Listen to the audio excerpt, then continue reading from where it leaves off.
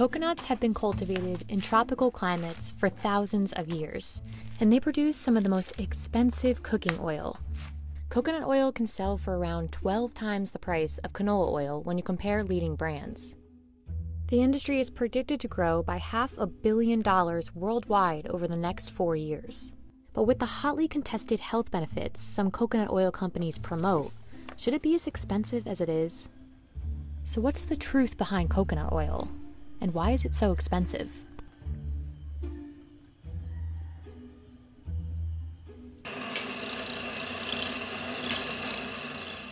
Its supposed versatility is the reason for its high price.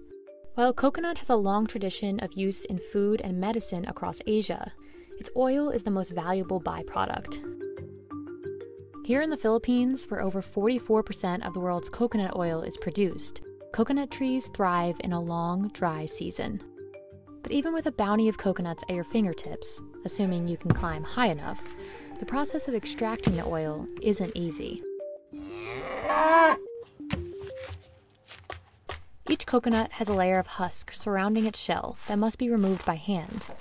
Only then can it be cleaved in half with a special tool called a bolo knife. So after grating mo na tong ato na siyang pugon using our expeller machine. Then human sa expeller, so nakakolekta na ta sa cream. Ang cream ato siyang i-ferment for 12 hours sa usa ka table. I-set nato siya diha for 12 hours. In the Philippines, 14.8 million metric tons of coconuts were harvested in 2019 alone. And these were used to make around 1.6 million metric tons of oil, much of it exported to the US or Europe. And by the time the coconut oil reaches the Western market, the price for the product will have roughly doubled. Even with the ideal growing conditions for the trees, coconut oil has grown so popular that farmers in the Philippines struggle to meet the demand.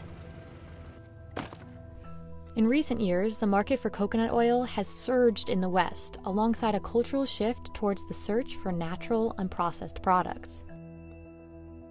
And coconut oil manufacturers were quick to capitalize on the sensation.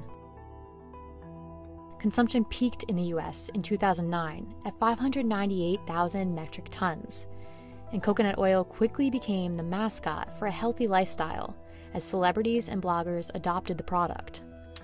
Proponents of coconut oil as a cure-all remedy say that it can promote weight loss, improve blood sugar, and even slow the progression of Alzheimer's because of its high levels of antioxidants. But so far, all scientific studies on the health benefits of coconut oil have been inconclusive, and nutritionists remain skeptical. Some nutritionists say coconut oil could actually do more harm than good. Coconut oil is composed of 80% to 90% saturated fatty acid.